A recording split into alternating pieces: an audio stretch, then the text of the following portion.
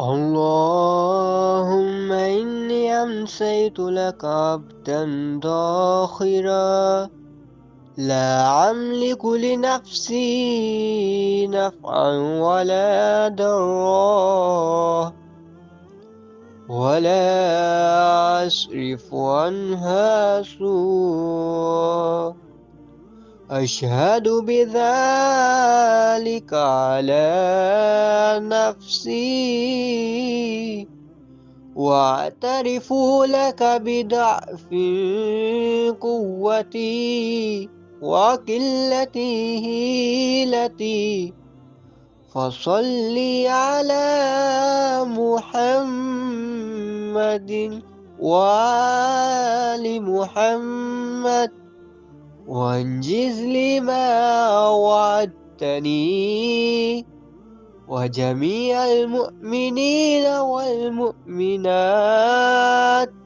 من المغفرة في هذه الليلة واتمم علي ما أعطيتني فإني عبدك المسكين المستقيم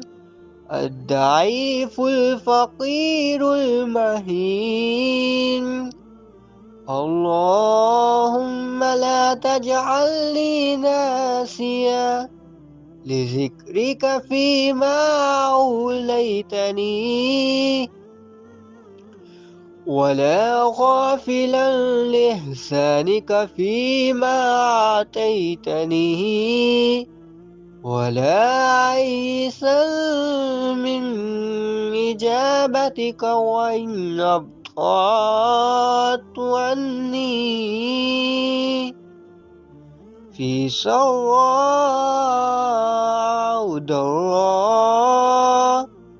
أو شدة أو رخاء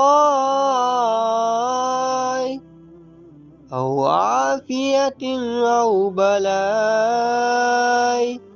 أو بؤس أو نعماء إنك سميع الدعاء